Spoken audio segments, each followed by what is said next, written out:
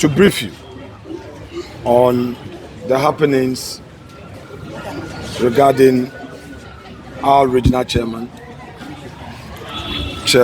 Abbron. Well, the police invited him on Monday, the 8th of September. He responded to the invitation by the police, went with his lawyers, submitted himself to interrogations. Within an hour of interrogations, he was whisked into NIB custody. The question is, why would the police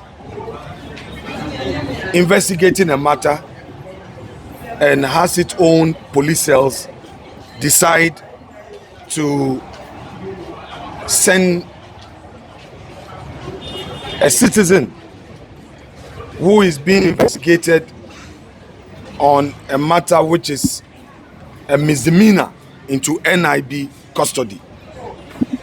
It must be stated that our checks at the NIB confirms that the NIB is not interrogating Abbron, neither are they investigating him. According to the NIB, they are only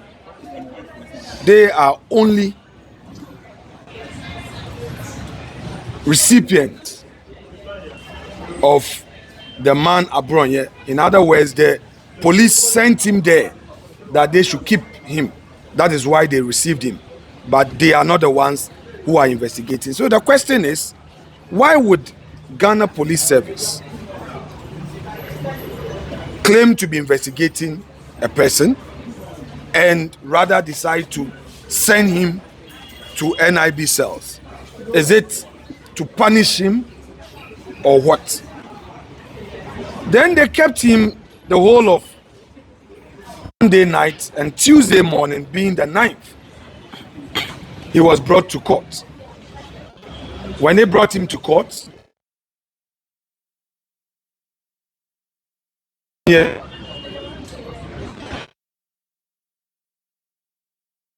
police insisted that they still needed him for further investigation. Therefore, they want him to be remanded into lawful custody. Of course, the judge upheld the application and remanded Abbron to be brought to court today. And the sad part of it is that when he left court, the police handcuffed him. By the way, the man was handcuffed and got from the handcuffs in court, and the whole country saw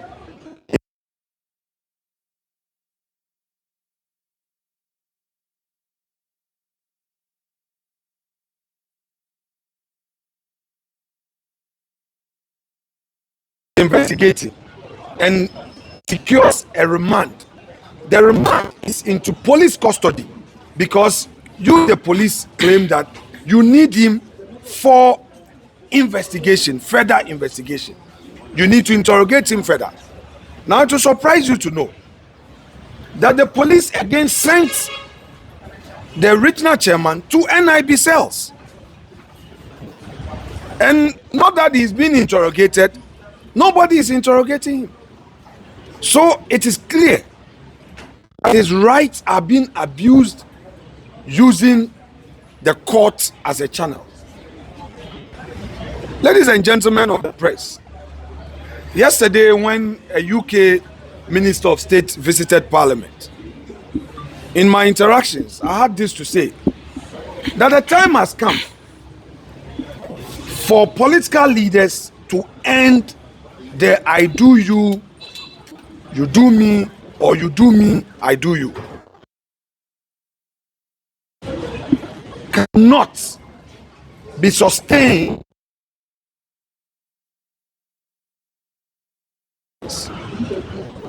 Ghana must make progress. Since 1992, when we started this democracy, we've gone through challenges. I think that under this reset dispensation, we will see something different. But this situation of abusing human rights under the guise of ensuring law and order isn't there here nor there. If you look at the charges, these are all misdemeanor. These are charges that are not serious offenses. If you say somebody is publishing fake news with the intent to cause fear and panic, it's a mere misdemeanor. Then you again say that his conduct is offensive conduct and it breaches the peace. These are not serious matters, and I mean, this shouldn't lead to somebody being put in Black Maria. That's threats. On the contrary, a national officer of the NDC threatened my life, threatened the national organizer and other senior members of the party. Threat of death openly. We petition. Unfortunately, because there's a different Ghana for NPP and there's a different Ghana for the NDC, the IGP has not even arrested the said officer. A communication officer of the NDC in Akotia constituency also repeated this said threat, but he has not been. And that is what we see. You see, our friends in the NDC should watch this. Power is like an ice block. When it's given to you, it starts to melt from the very day. If we made mistakes, or if there were some mistakes in the past, which I admit that our government couldn't have been perfect, some mistakes were made. If the same will be repeated, then where are we heading to? And with what is going on, it becomes difficult for you to hold back the extremists and the hardliners in our body politics. Because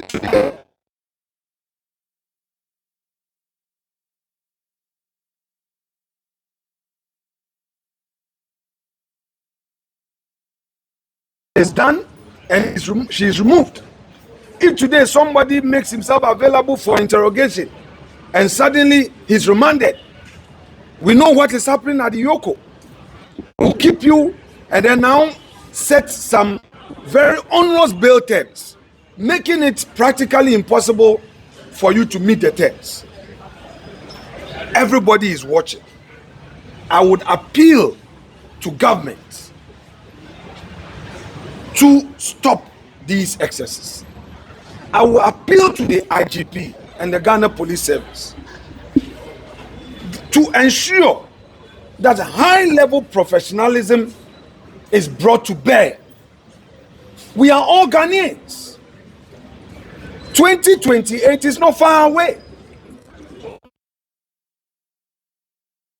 And when we even speak, they say, oh, it happened yesterday. So should it continue and continue and continue? And when will it end? Look, around us, I'm a member of the ECOWAS Parliament. I've run through the sub-region. I've traveled within the sub-region. And it's some of doing to themselves that degenerated and has destroyed their democracies. Ghana is an example of democracy, and we should not blot it with some of these actions.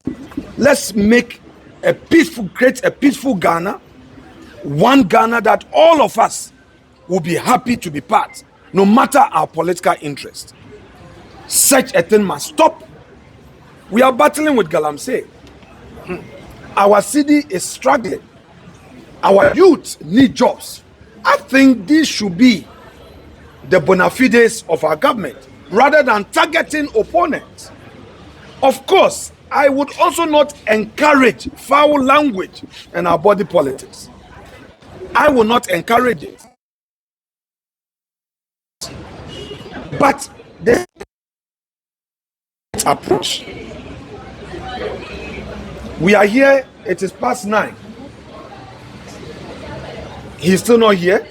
The judge is ready, is sitting. They've still not brought him. We'll patiently wait since they wield absolute power.